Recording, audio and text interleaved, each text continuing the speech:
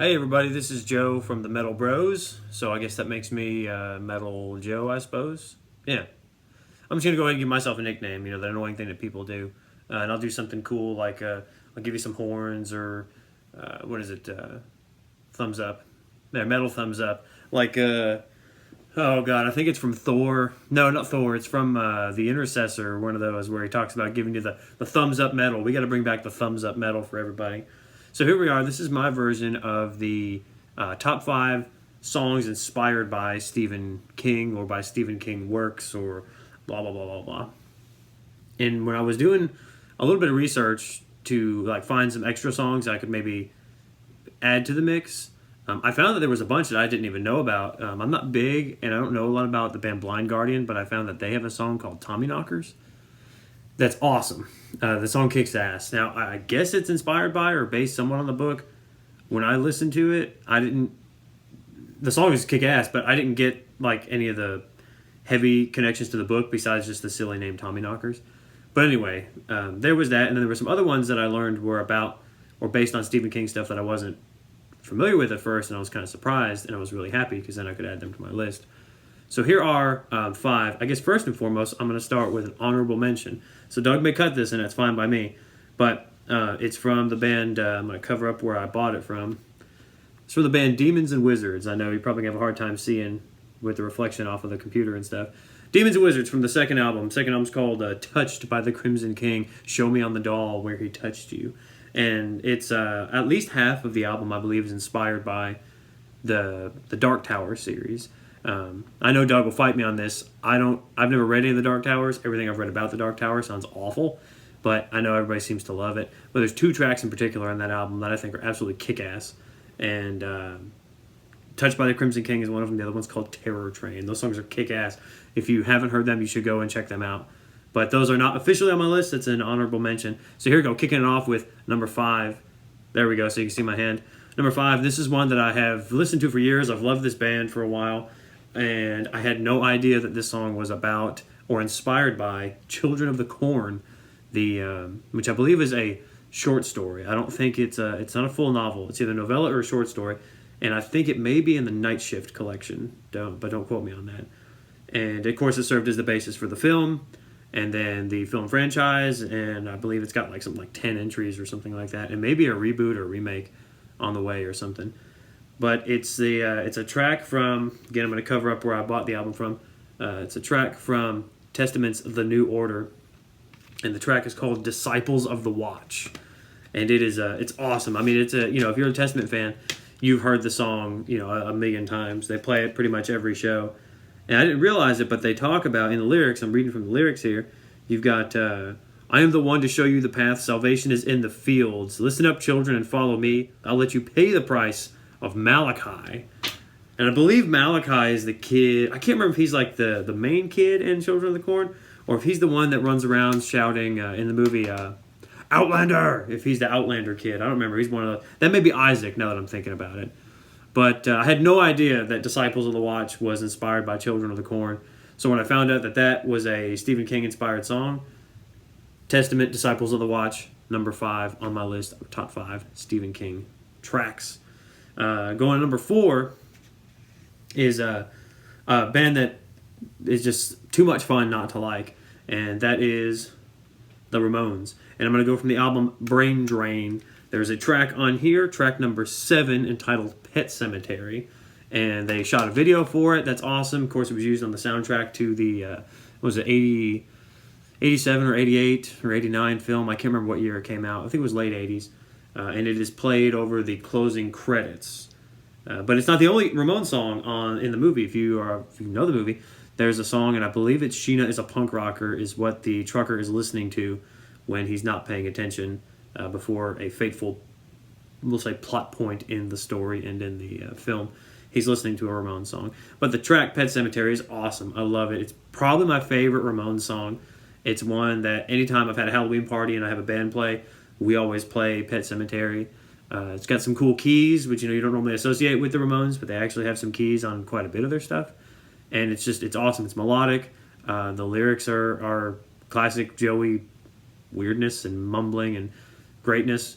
But killer track. If you like the Ramones, you probably know the song. Maybe it's not like enough hardcore punk for you, but in that case, don't listen to it. Whatever. But I love it. I'm obsessed with it. Track 4 on my list of top Stephen King tracks is Pet Sematary by the Ramones. So moving on to number 3.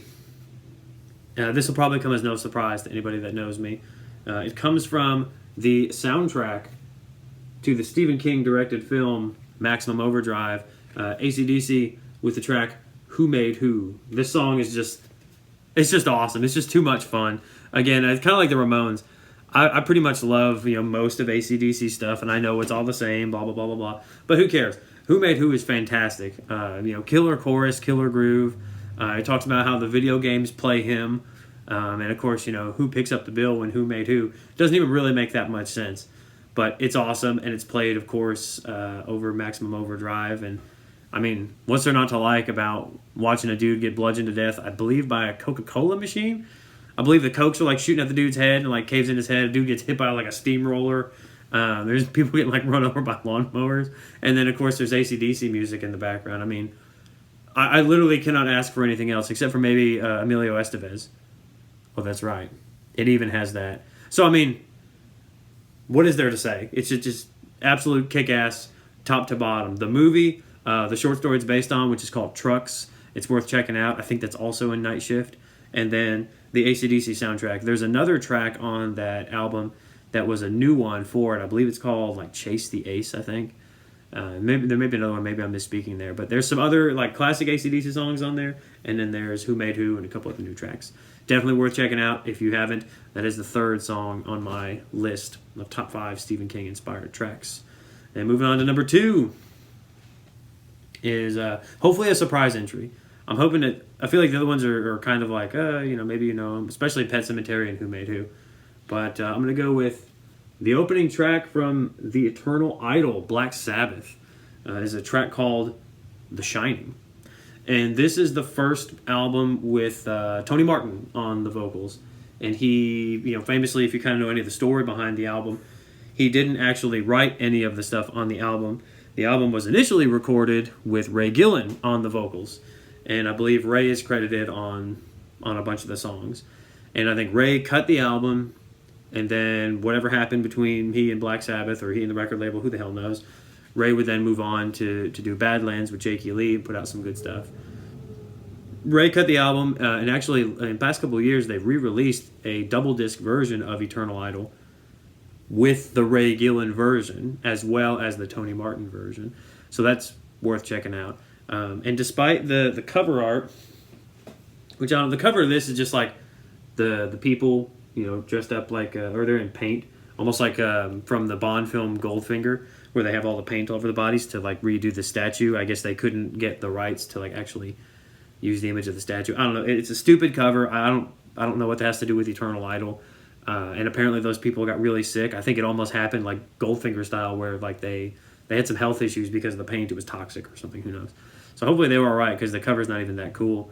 Tells you nothing about the record, I don't think. Complete waste. But the opening track, The Shining, of course, is inspired by the Stephen King book, and I'm sure the movie The Shining.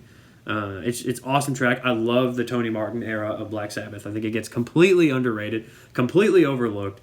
You ask certain people, and it doesn't even exist, which I think is trash, because it's great stuff. If you are missing out on Eternal Idol and Headless Cross and Tear, Cross Purposes, if you are overlooking those records, you're missing out on some absolute awesome Black Sabbath stuff.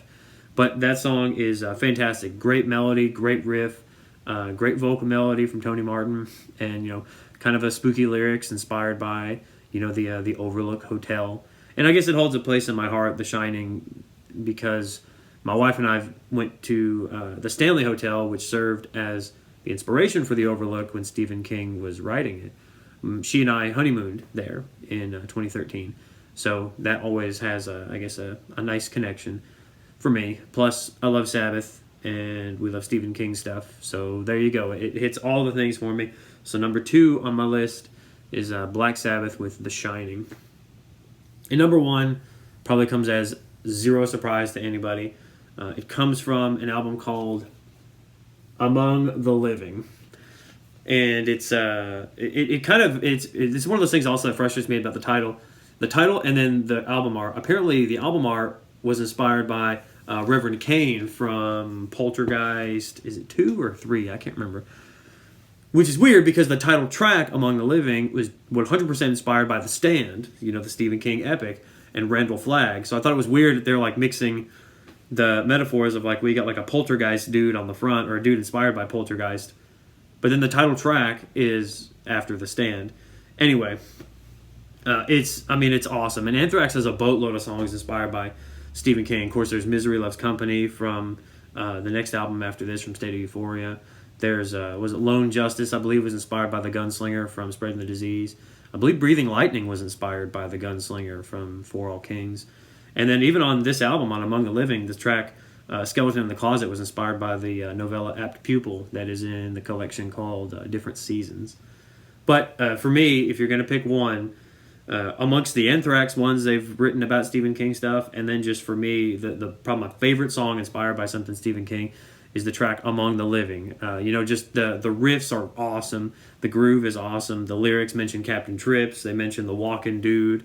What is there not to love about the backing vocals of Follow Me or Die? It's just, it's so much fun. And there you go. So that is it. I have a feeling there's going to be some overlap between my list, Doug's list, and Trent's list. I'm eager to see what they picked, eager to see how we ranked all this stuff, and eager to see what everybody thinks about it. So thank you all for taking a couple of minutes here to listen to me ramble on about some heavy metal and some Stephen King.